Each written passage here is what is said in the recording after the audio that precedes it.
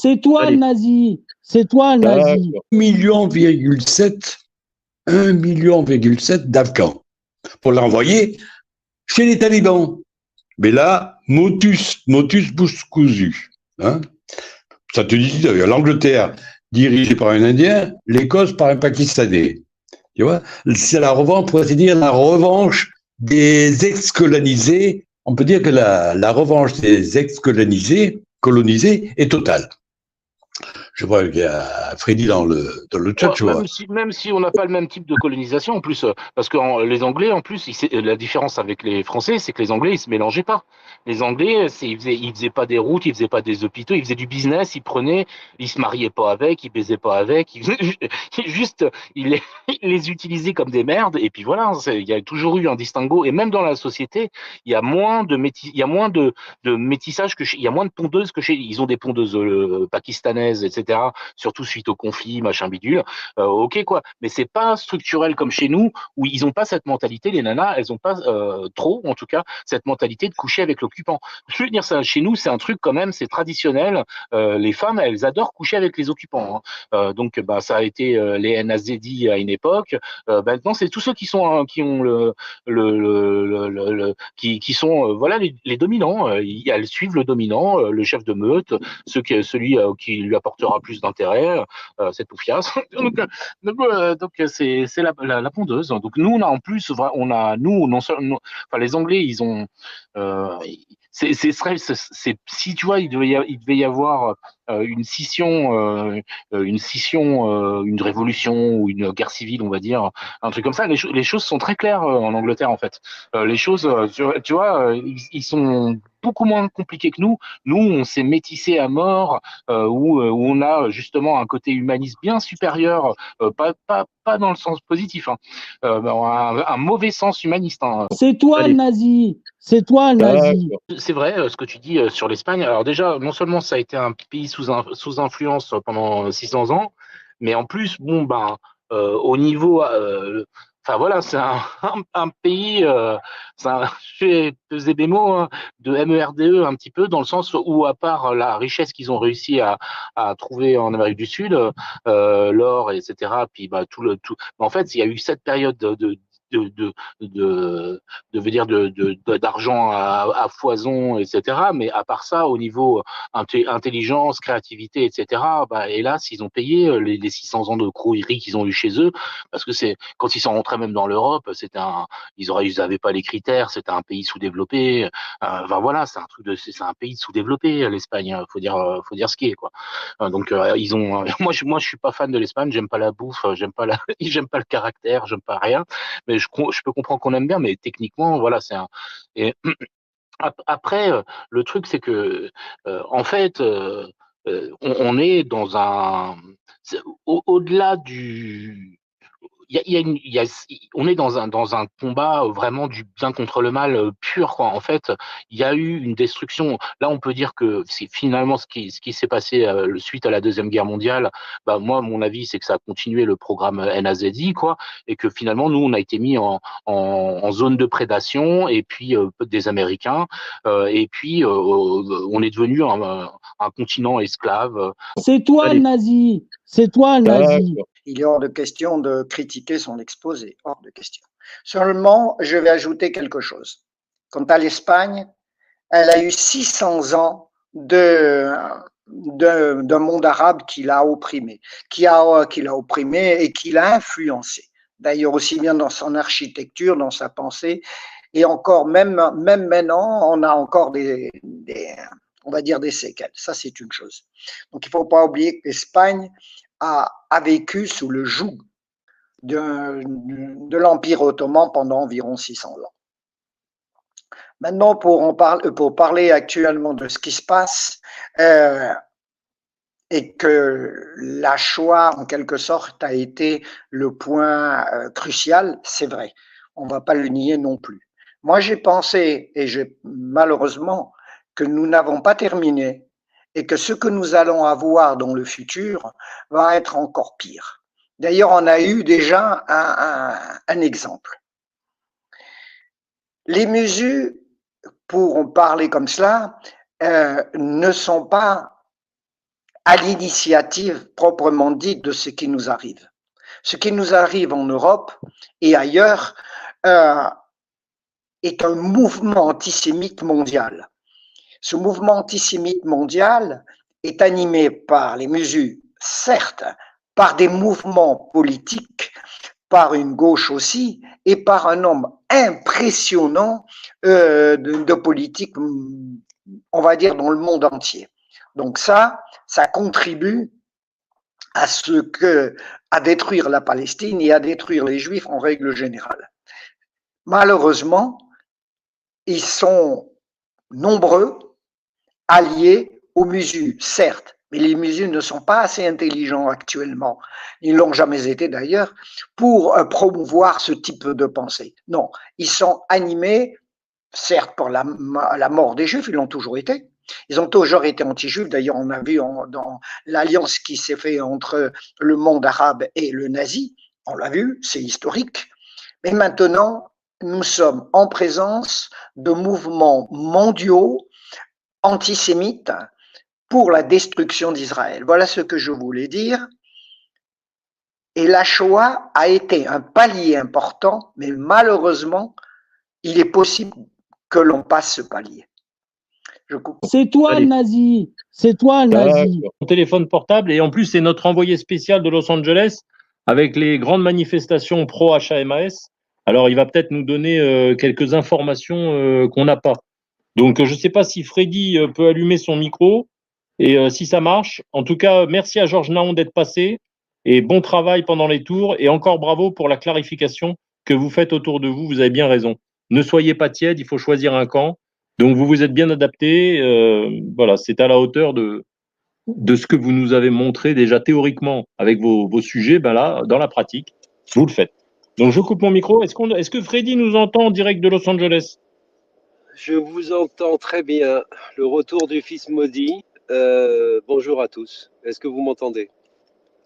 5 sur 5, on t'entend. Comment ça se passe à Los Angeles? 5 sur 5. Très bien. Alors, bonjour tout le monde.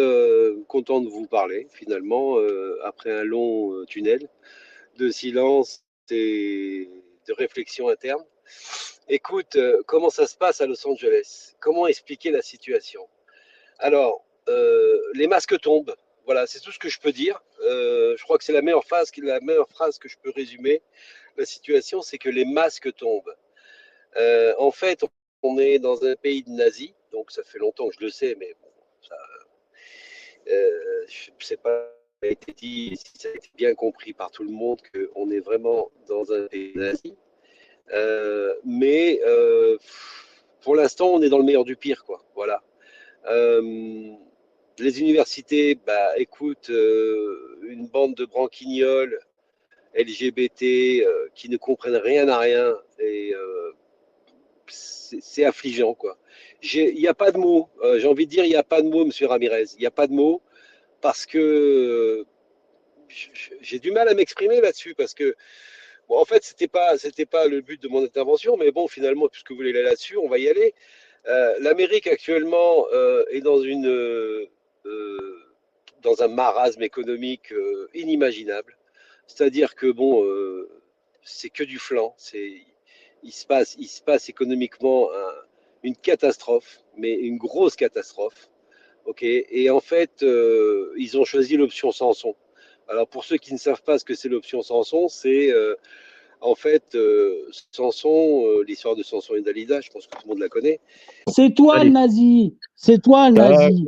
Et donc, ben, ils vont passer à la trappe comme on a fini, comme David disait, on a plus besoin de vous, quoi. On n'a plus besoin de vous, et en plus, on va éliminer les témoins gênants, on va dire, parce que de l'arnaque qu'on est en train de mettre en place, qui est on va supprimer l'argent liquide, très prochainement, comme ça, on va devoir payer avec notre carte tous nos téléphones de partout.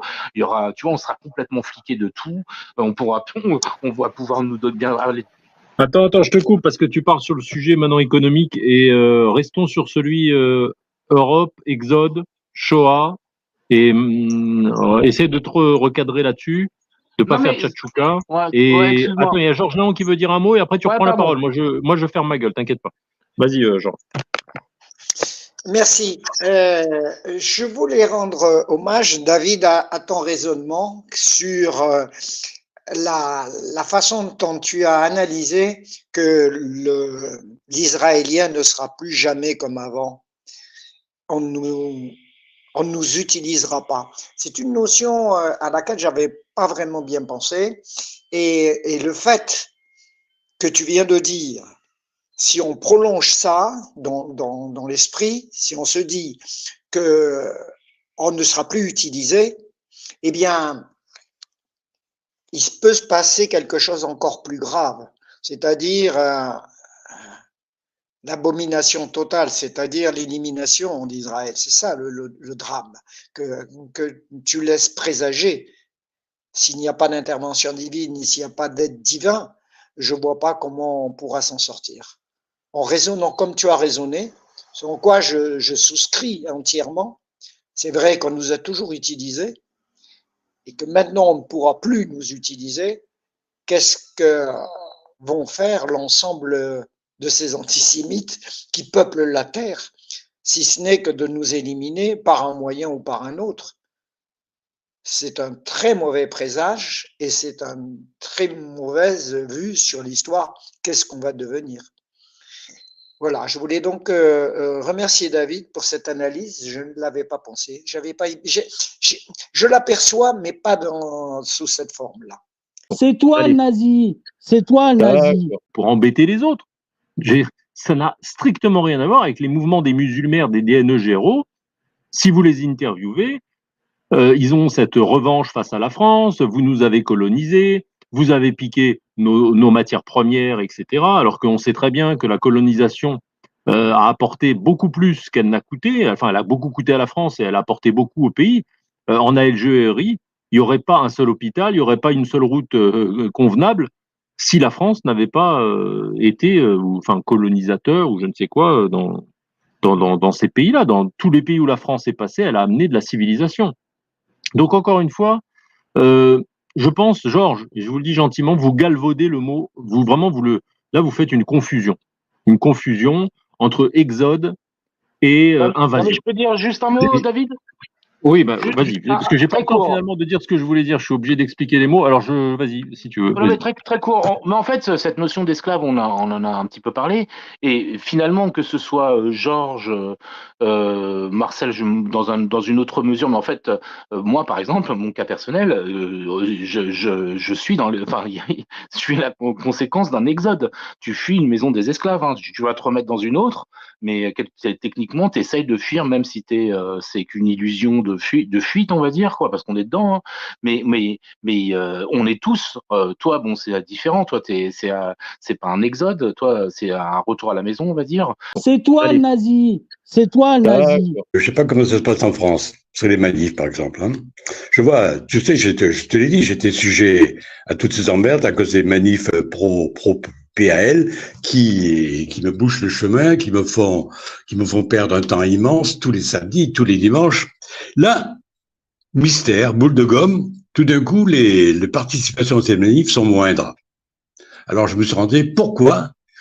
Parce que dans la législation allemande, par exemple, dans la réglementation pour les manifs, il y a un passus, une clause qui dit que pour participer à ces manifestations, il faut être détenteur d'un passeport local, c'est-à-dire un passeport ici, un passeport allemand, carte d'identité allemande. Quelqu'un qui est d'ailleurs pris dans ces manifs à reprendre des slogans hostiles du genre « je vais pas vous le répéter », si c'est un Allemand, il se voit infliger une amende de 300, 400 euros. Si c'est un étranger qui est un étranger qui a seulement un permis de séjour, il est directement expulsé, manu militari.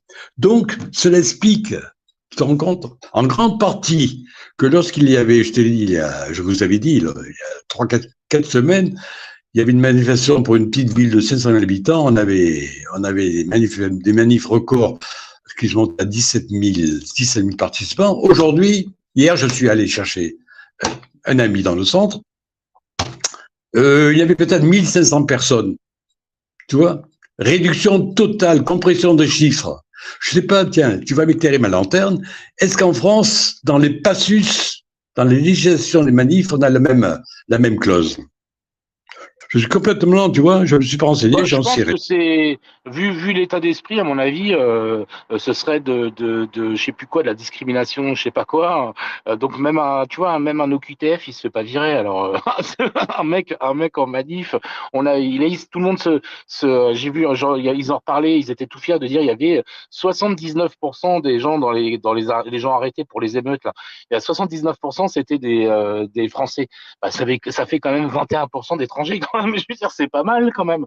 Je veux dire, c'est quand même pas, c'est pas négligeable. C'est toi le Allez. nazi. C'est toi le nazi. Cet été, j'ai été avec ma fille parce que bon, elle va se marier. Enfin bref, c'est une histoire.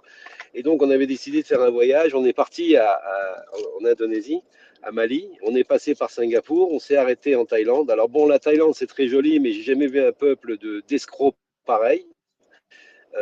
Là, vous nous avez battus, là, mais à plat de couture. Hein. Franchement, ils sont très gentils. Hein. Non, mais justement, le problème, c'est que gentil n'a qu'un œil, quoi.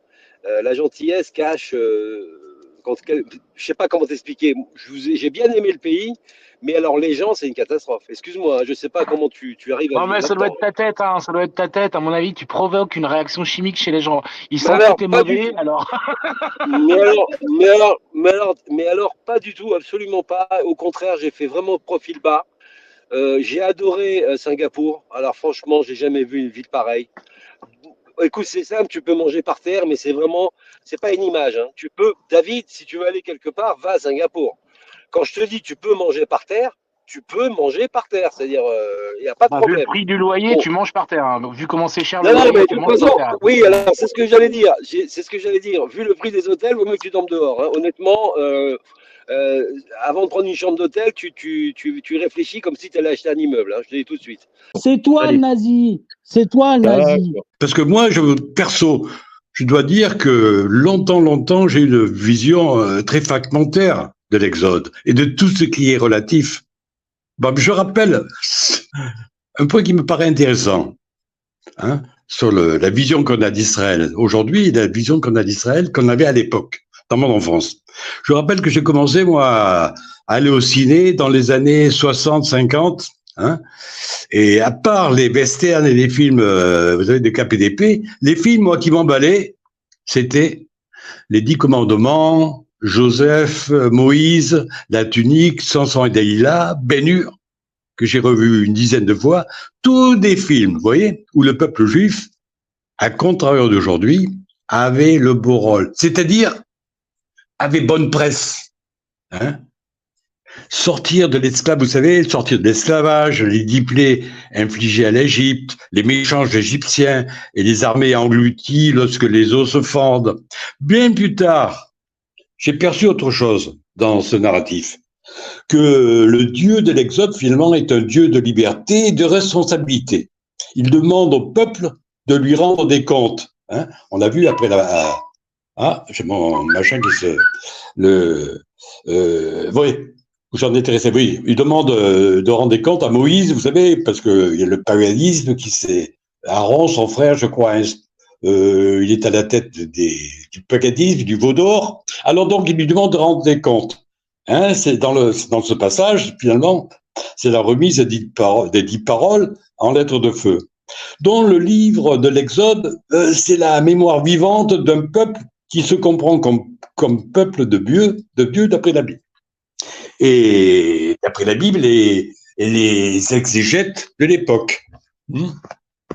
Voilà, premièrement, c'est ce que j'en dis. Après, dans la Bible, j'ai retrouvé un texte, c'est la Bible, hein, assez intéressant qui corrobore ce que je dis. Alors, voici les noms des fils d'Israël venus en Égypte avec Jacob et la famille de chacun d'eux. Donc, il y avait Ruben, Siméon, Lévi, Judas, Issachar, Zébélon, Benjamin, Dan, Nephtali, Gad et Aser. Mais les personnes issues de Jacob étaient au nombre de 70 en tout. Joseph était alors en Égypte. Joseph mourut, ainsi que tous ses frères et toute cette génération-là. Alors, voilà où les Égyptiens interviennent. Hein, l'Exode, le passage. Les enfants d'Israël furent féconds et se multiplièrent. Ils s'accrurent et devinrent de plus en plus puissants. et le pays en fut rempli. Il s'éleva sur l'Égypte un nouveau roi qui n'avait point connu Joseph. Il dit à son peuple, voilà les enfants d'Israël qui forment un peuple plus nombreux et plus puissant que nous. Donc une peur, cette peur, hein, un peuple plus nombreux et plus puissant que nous. Allons, montrons-nous habiles à son égard, empêchons qu'il ne s'accroisse et qu'il survienne une guerre. S'il survient une guerre, il se joigne à nos ennemis pour nous combattre et sortir ensuite du pays. Et l'on établit sur lui des chefs de corvée afin de l'accabler et de travaux pénibles. Hein. C'est ainsi qu'il bâtit les villes de Phyton et de Ramsès pour servir de magasin au pharaon.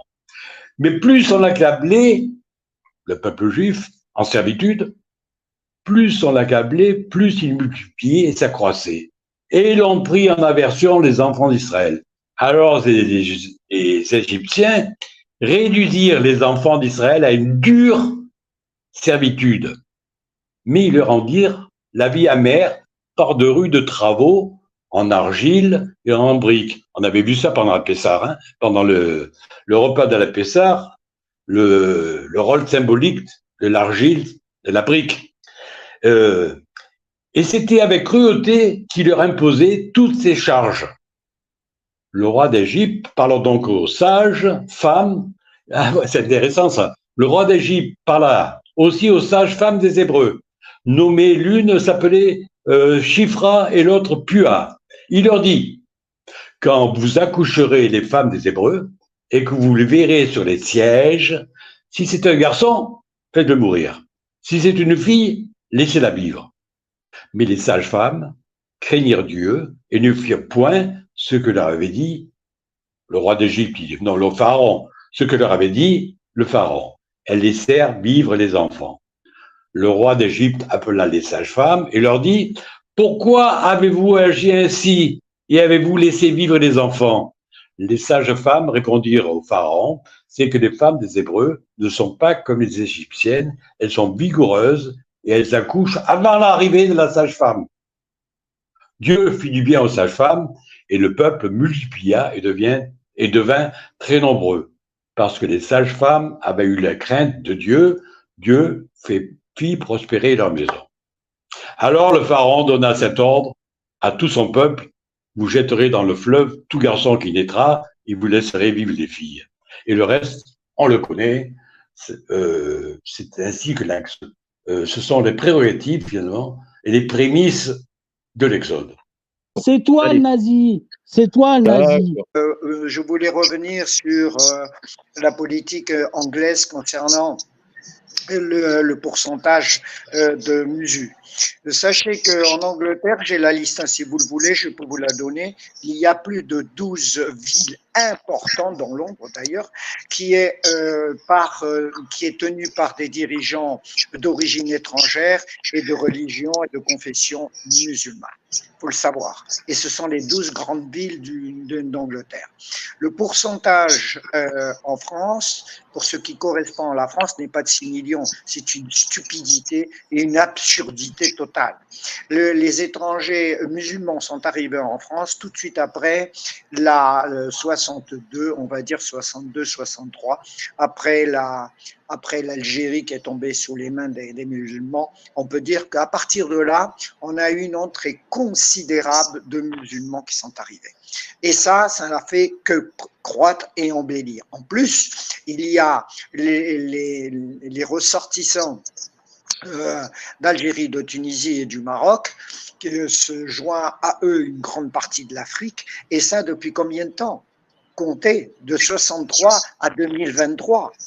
Donc par conséquent, 5-6%, c'est une hérésie, une bêtise. On est au-delà des 30%. Voilà. On est au-delà des 30% actuellement parce qu'il y a eu aussi une part importante de personnes d'origine française de souche qui se sont mariées avec des étrangers musulmans et qui en ont fait bien sûr des Français plus musulmans que français d'ailleurs. Donc les 6%, c'est une folie. Et en Angleterre, c'est pareil. Voilà, je voulais dire ça. C'est toi le nazi, c'est toi le nazi. L'Europe a troqué le peuple hébreu, des gens intelligents, des gens productifs, des gens qui contribuaient à l'essor économique d'un pays. Et maintenant, qu'est-ce qu'on a? Des crouilles et des nœuds généraux complètement assistés, qui sont comme les sauterelles de la plaie d'Égypte, qui ne font que raser les champs de maïs, et une fois que tout est rasé, ils vont sauter sur un autre champ. Et ils ont déjà quasiment consommé tout le suc de la France. Et donc, en fait, comment ça se passe, cette mécanique? Parce que c'est celle dont vous venez de parler, dans la théorie, qui est la cause de tout. Au départ, on a Joseph, comme vous l'avez très bien dit. Et Joseph, le pharaon s'est très bien rendu compte que tout réussissait à cet hébreu. Parce que Dieu était avec lui, c'était un homme intelligent qui s'adaptait aux situations, dirait Georges. Puisque pour Georges, l'intelligence, c'est l'adaptation. Et lors des 7 années de famine, il avait trouvé un moyen de, on va dire, faire en sorte que le peuple égyptien n'y laisse pas la peau. Il avait trouvé un système. Et qu'est-ce qui s'est passé?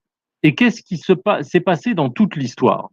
C'est que tant, écoutez bien, parce que c'est ce point-là que vous oubliez à chaque fois et que vous reparlez de l'antisémitisme et ceci et cela, parce qu'encore une fois, soit vous n'avez pas lu la Torah, soit vous ne l'avez pas compris dans les passages les plus simples. Celui que vient de citer Marcel est très simple. Il n'y a pas besoin de commentaires ou de rabouniche. La mécanique, elle est évidente. Tant que, on va dire, un dirigeant ou je sais pas moi, un directeur de compagnie ou je sais pas quoi, il a son hébreu, on va dire, au marketing ou le DAF, le directeur financier ou je sais pas quoi, ou comptable qui fait bien son travail, il va, on va dire, s'en servir, en user, en abuser. Il n'y a pas de problème. Voilà. Il va juste se méfier, justement, qu'il ne devienne pas plus puissant dans le sens qu'on ne remarque pas qu'il soit si intelligent que les actionnaires, finalement, vont virer l'oisif dirigeant et y mettre un Joseph à la tête du trust. Mais tant que les nations pouvaient balloter le peuple hébreu tel qu'il a été pendant toute l'histoire, dès que justement ces Israélites réussissaient à s'émanciper, à construire quelque chose, à avoir, on va dire, des propriétés, qu'est-ce qui se passait?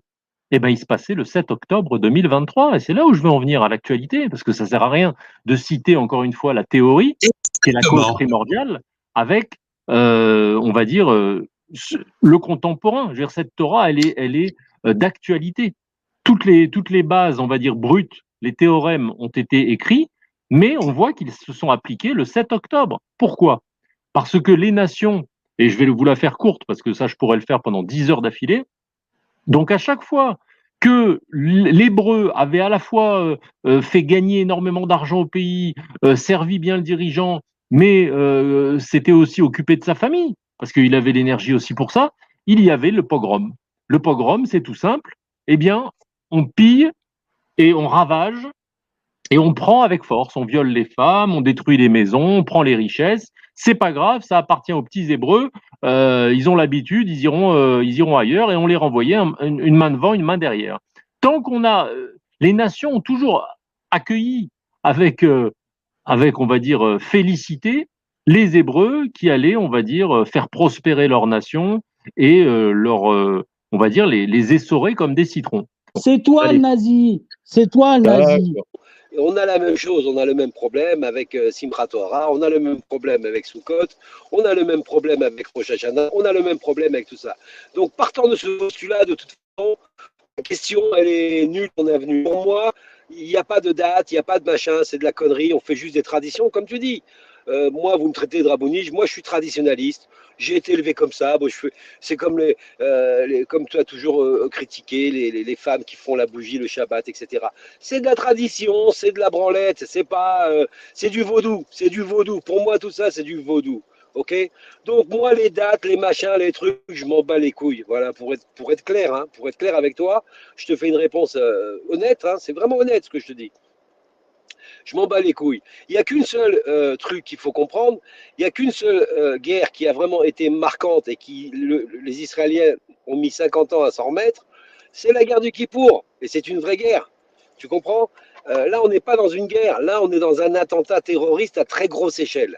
Donc c'est complètement différent. c'est pas sur la ligne Bar-Lev où mon frère est parti dans les 3 premières heures que les Égyptiens ont attaqué par surprise le jour de Kippour, où ils étaient tous en train de jeûner, etc., dans une communion, comme on dit, spirituelle, le grand pardon, machin et tout. C'est complètement différent. Donc moi, j'ai même pas, je vais te dire, j'ai même pas fait de corrélation, comme on dit. J'ai pas fait de rapprochement entre cette date, Sukkot, machin. Bon, ils ont profité d'un trou d'air. Maintenant, on sera après. De toute façon, c'est comme la guerre du Kippour, on va le savoir. Peut-être dans 25 ans, on sera peut-être pas plus là pour l'entendre, mais bon, en tous les cas, on va le savoir. Quoi qu'il arrive, on va le savoir, tout se sait. Tu peux plus péter dans un coin sans qu'il n'y ait pas un mec ou une caméra qui t'a chopé. Donc, de toute manière, que ça soit Israël, le Mossad, la CIA, mes couilles, tout le monde le sait, tout le monde, on va le savoir, ça va sortir. Donc voilà ma réponse. C'est toi le nazi. C'est toi le nazi. C'est-à-dire, vous savez, ça me ramène à il y a, je crois, la définition du gangster. Je ne sais pas si vous connaissez la définition, la meilleure définition du gangster que j'ai entendue déjà à l'époque, il y a une cinquantaine d'années, chez moi, dans ma pacoule. La définition du gangster, c'est un gangster, qu'est-ce que c'est dans le fond? C'est un fainéant qui a des goûts de luxe. Voilà. Et là, nous avons exactement le même type de situation en face. Des incapables, des fainéants qui vivent de subventions, d'aides sociales, mais qui ont en voyant un pays fructueux, prospère, la verdure, ceux qui ne connaissent pas, parce qu'ils connaissent que le sable, le désert, des paysages, des sites désertiques. Voilà, ils sont animés par cette envie. Et ça, c'est la clé du problème, à mon avis. Et ça, j'en dément pas, on ne la réglera jamais. C'est viscéral, c'est dans leur psyche. Et ça, c'est ce côté, cette haine viscérale pour la réussite, pour le succès, on ne pourra jamais l'annihiler. Voilà. Je reviens à ce que vous dites. C'est un problème, pour ainsi dire, insolutionnable, irrésoluble. Pas résoluble. Parce que... Georges oui. Non mais excuse-moi, je pensais que tu avais fini, excuse. Alexis, vas-y, je sais pas. Non, je voulais demander à Georges si moi j'ai des trucs à dire, moi. mais ça c'est pas nouveau. Georges, Georges, peut-être un des trucs, parce que en fait, moi j'ai des trucs à dire parce que David il nous a fait une critique de Tchatchouka un petit peu. C'est vrai qu'on est parti un petit peu en Tchatchouka et on s'est éloigné un petit peu du sujet. Mais il en a fait une belle aussi, quoi. Donc il y a beaucoup de sujets qui ont été abordés. Attends, je vais rentrer, il fait trop froid là. Excuse-moi. Et j'ai le souffle court là, tellement il fait froid. Et donc en fait, c'est très intéressant ce qu'il dit David, hein, toi aussi, hein, mais il me fait penser à un truc, ce qui est une réalité, c'est on a le plus bel exemple, c'est ce qui s'est passé, ce qui se passe en ce moment avec l'Ukraine. On voit l'Ukraine, c'est-à-dire que l'Ukraine, si on inversait quoi, on va dire l'Ukraine c'est GAZA et on va dire la Russie c'est Israël. Tu vois, l'Ukraine, elle balance tu vois, elle a un accord là en 2014. Entre 2014 et 2021, en gros, ils butent 12 000 personnes. Donc pas comme les gens de GAZA, mais 12 000 civils qui sont butés, quoi. Il y a les mouvements avec tous les exercices, les trucs machins, des exercices militaires toutes les 2 semaines, des trucs massifs, hein, juste à la frontière. Je veux dire, vraiment, ça pue du cul pour. C'est toi le nazi. C'est toi le nazi. D'aller réfléchir. Attends. Est-ce que tu vois, je veux dire, ça c'est des trucs de branlette intellectuelle et je te dis, demain, on va aller dans le dur. Ça c'est sûr. Oui, non, mais je te réponds, si tu veux, si on me le permet. Attends, il y a Georges Naon qui voulait réagir et il parle moins que nous. Alors, Georges Naon, vous vouliez réagir, il a allumé son micro. Moi, t'inquiète pas, je ferme ma gueule. Je vais réagir sur ce qu'a dit Big. Hein. Il a dit une chose, entre autres, hein, parce que bien sûr, il a développé plusieurs sujets. Comme il le fait toujours, d'ailleurs, c'est très intéressant et je vous remercie pour ça. Hein, c'est une façon différente de mes interventions, bien sûr. Il a dit que l'esclavage, la libération, il a parlé des Juifs en règle générale qui se sont libérés, ce qu'a dit David, et Big a dit il y en a énormément qui ne se sont pas libérés et qui sont toujours à la remorque de certains pays et qui aident bien sûr.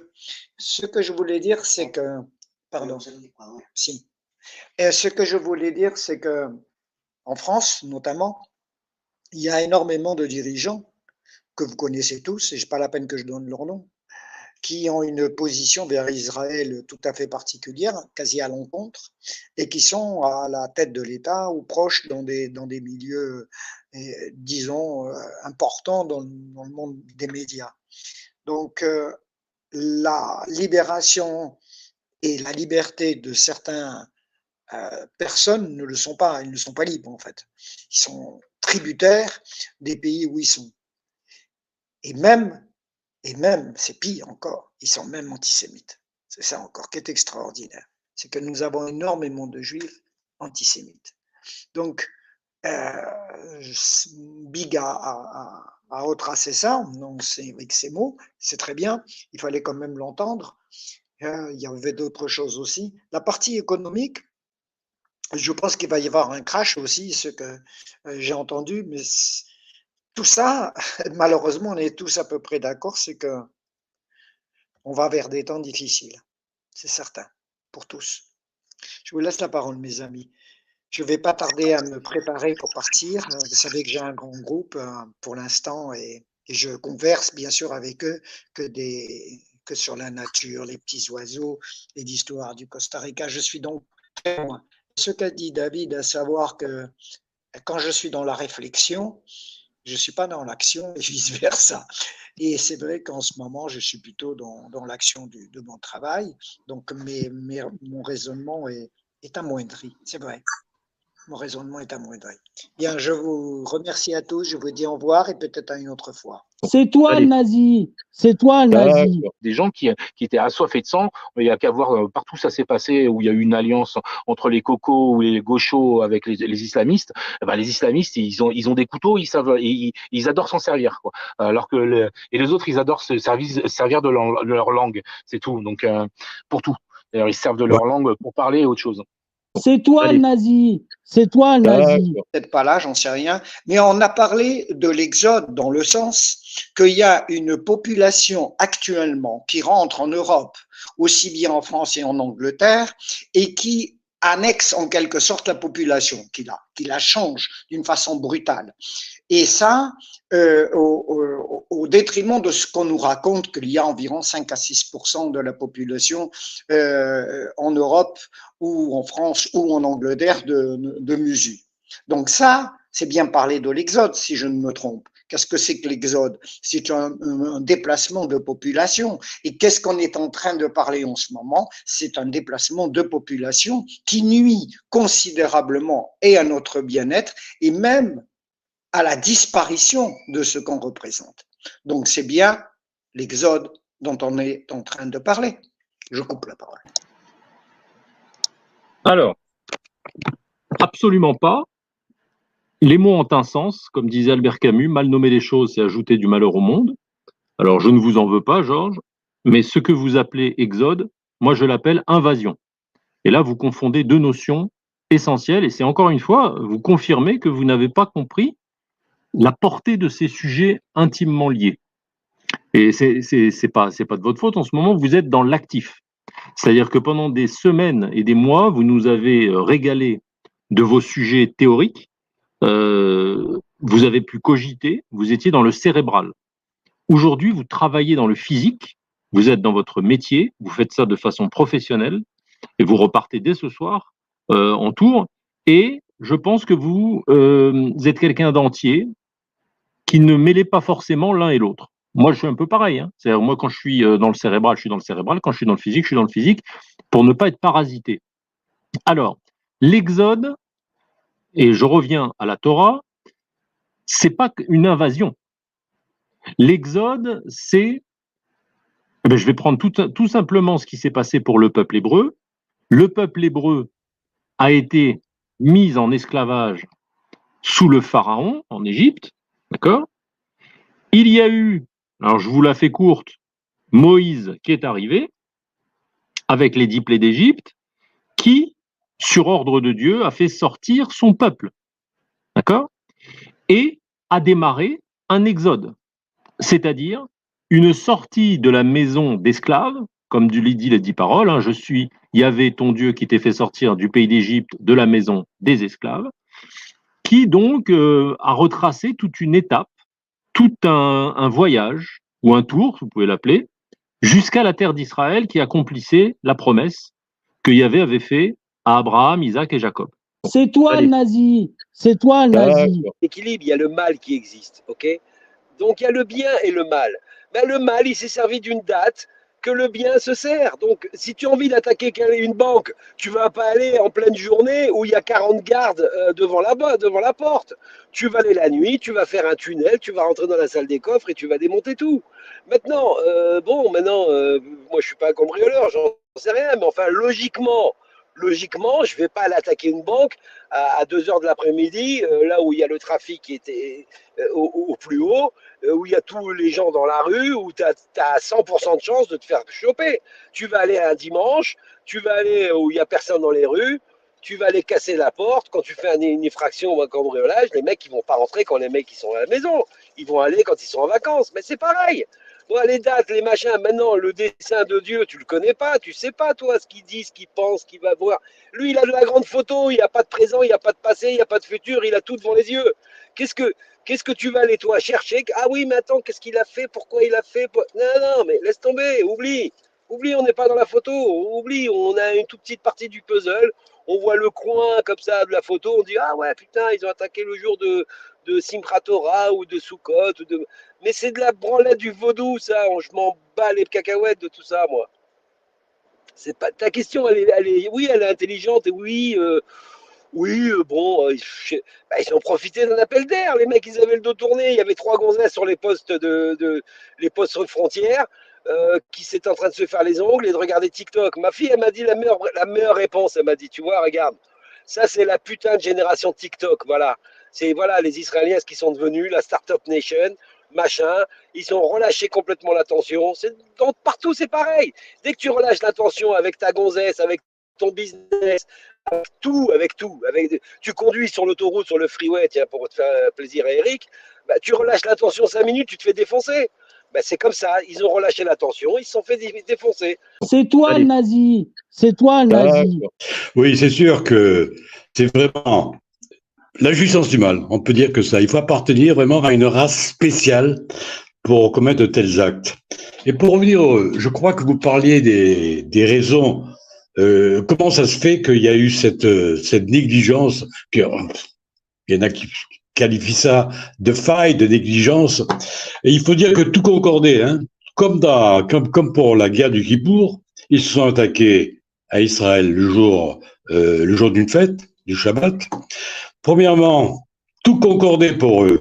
Ils ont dû vraiment suivre l'actualité très précautionneusement, très attentivement, ils ont remarqué qu'il y avait des distensions au sein de la population, au niveau politique aussi, premier élément. Deuxièmement, il y avait la fête, comme je disais, du Yom Kippour, du Shabbat. Troisièmement, il y avait les religieux, il paraît qu'ils avaient insisté ce week-end pour que les pères missionnaires réintègrent pas leur caserne le jour même, mais que les pères missionnaires bénéficient de la fête religieuse.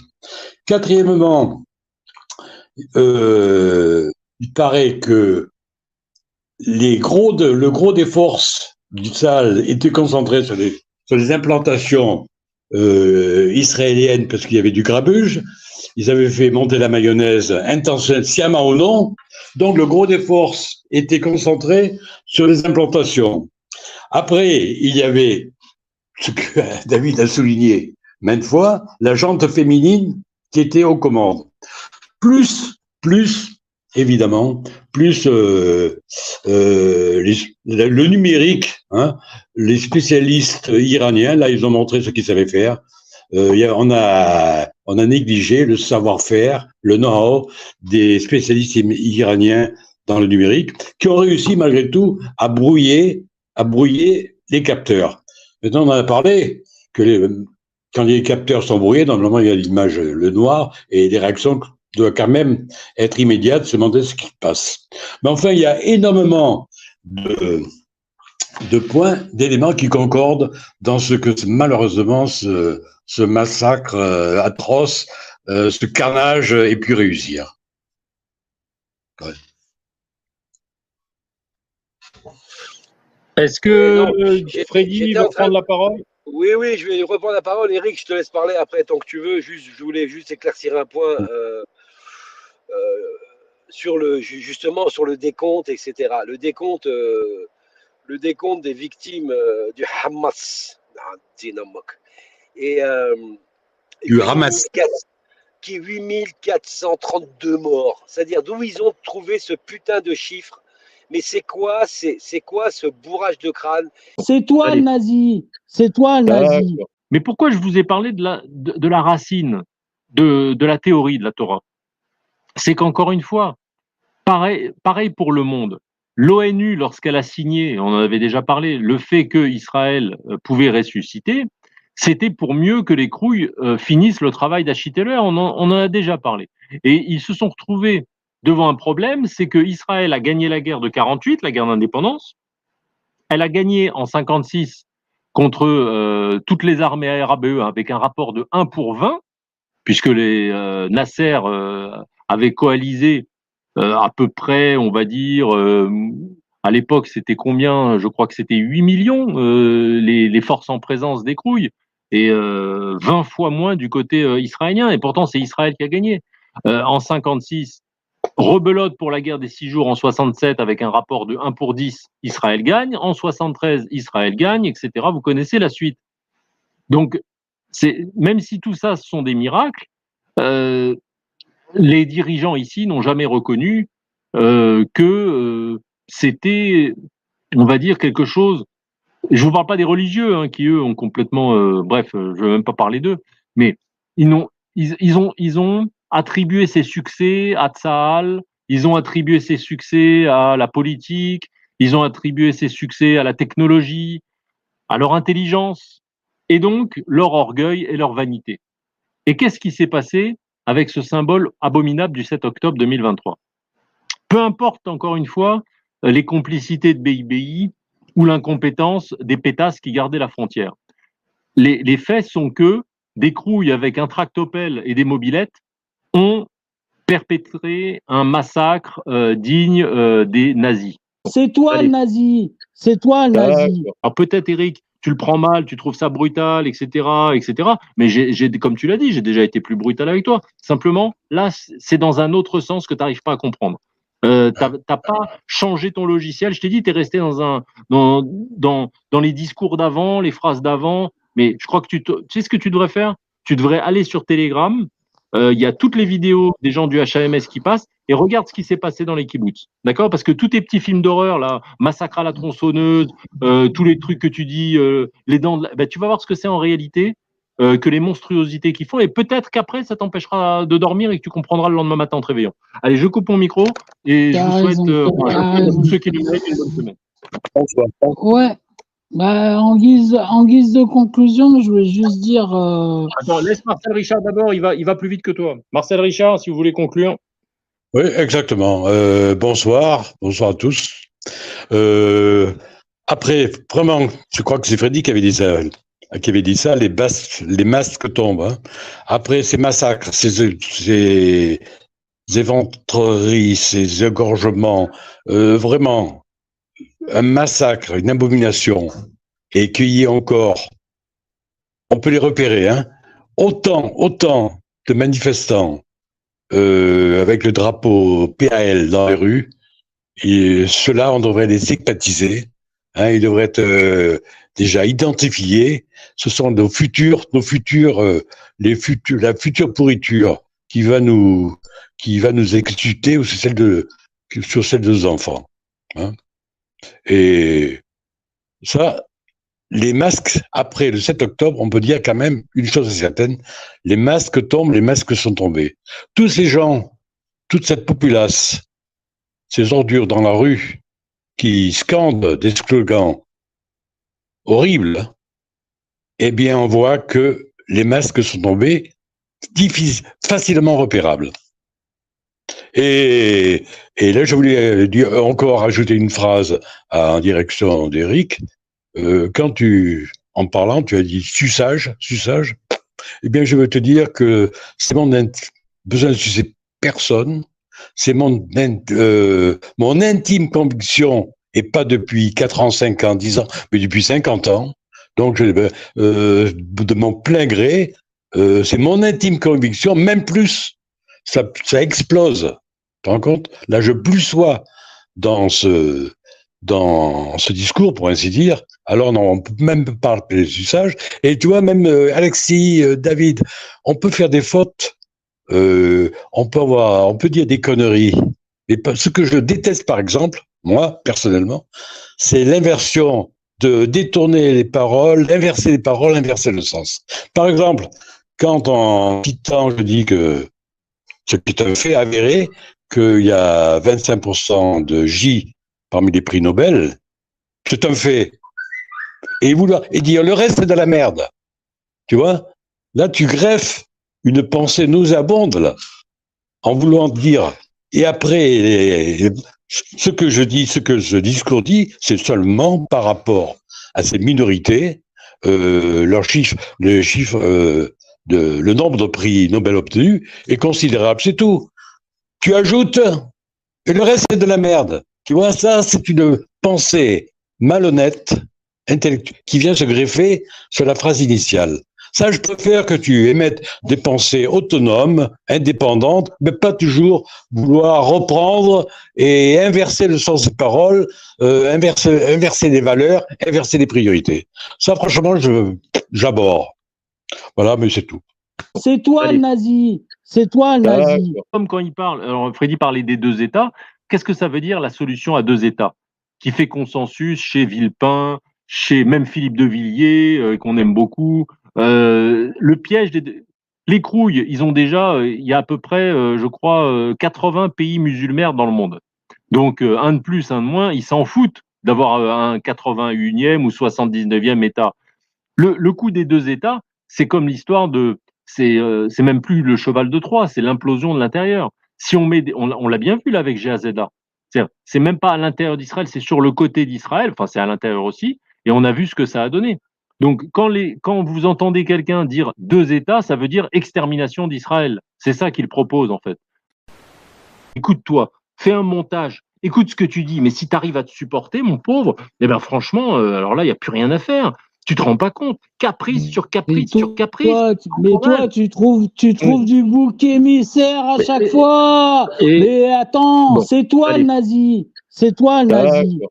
Tu trouves un bouc émissaire. Là, ça y est. Là, voilà. Bon, bah écoute, on est au fond du fond. Je sais pas comment. Tu vois, je vais pas dire que je perds mon temps avec toi parce que ce serait estimer que j'ai un temps précieux. Donc, je n'ai pas un ego qui me permet de dire que mon temps est précieux. Hein. Mon temps, il ne vaut rien puisque je ne vaux rien non plus. Mais franchement, là, faire du point Godwin en fin d'émission en nazifiant les gens, là, tu vois, même si j'avais tort pour les histoires de gauche, tu viens de me donner raison parce que ça, c'est l'arme de l'ultra-gauche nazifiée. Ah, tu vas me dire que je suis d'extrême droite, je suis un NAZI, là. Tu vois, c'est tes propres mots. Non, mais ça en devient risible. C'est ce que t'arrêtes pas de faire. T'arrêtes pas de nazifier tout le monde, toi. Tout le monde est nazi, sauf toi. Je sais pas si Alexis est encore en ligne, mais ça va le faire bien rire de voir que tu m'es traité de NAZI, parce que là, tu es arrivé au fond du fond de la gauchiasserie, c'est-à-dire que quand on n'a plus d'arguments, on traite son interlocuteur de NAZI. Ça, c'est vraiment le fond de cuvette de l'argumentation. Donc bref, bravo. Je suis content parce que même si j'avais pas tout à fait raison, arrête tout. Je sais pas, je sais même pas. Arrivé au fond de la cuvette. Là. Non mais Eric, là, je vais pas jouer les enculés. Hein. Je sais même pas comment t'es pas ban encore. Je te jure, comment tu peux dire ça alors que c'est l'argument de tous les gauchias et tout ça. Mais c'est un truc de dingue. Hein. Tu viens de sortir un truc de dingue. Hein. Moi, je te jure, j'en ai une oui, mais oui, les gauchias, ça... me Non, traite mais de c'est Nazéli. hallucinant. Tu vois, Eric, moi je te dis, on est moi en je suis le direct. premier à vouloir la On est en réconciliation, direct. tout ce que tu veux, mais là tu peux pas dire ça. Je veux dire, là tu pars en couille complet. Hein. Je veux dire, il aurait fallu, mais je te jure, hein, mais là c'est n'importe, là c'est un suicide en direct, enfin un C'est suicide pas grave, c'est pas grave. médiatique. Enfin c'est C'est- n'importe, tu pètes un plomb, hein. Tu pètes un plomb. Ce qu'il aurait fallu dire, c'est que c'est vrai que on peut s'apercevoir quand même que non seulement on a la mémoire courte, quand même c'est ça, c'est que les gens quand même ils ont la mémoire courte. Et comment on fait pour avoir la mémoire aussi courte? C'est qu'on nous occupe l'esprit avec de la merde. C'est-à-dire qu'au lieu de retenir l'essentiel comme ma leçon pour la Deuxième Guerre mondiale, qu'il faut, il faut se méfier de la gauche, et deux, il faut se méfier d'un État trop puissant. Voilà, c'est les deux trucs à mémoriser. On a retenu ni l'un ni l'autre. Là, quand il y a quand on a eu le Bataclan, quand on a vu le Moi, truc, je on dis aurait qu'il dû faut se prendre des méfier, mesures. On il aurait faut dû se prendre. méfier de tout le monde. Il faut se Non, il méfier faut de se tout le méfier de monde. soi-même. Il faut se méfier de soi-même de tout ce qui enlève en fait la Aussi, seule information aussi, qui est importante. La aussi. seule information qui est importante, c'est on a des bandes de Gaza. Toi et moi, on vit dans des kibboutz. C'est ça exactement le truc. Et on vit sous la menace. Voilà, c'est ça le truc.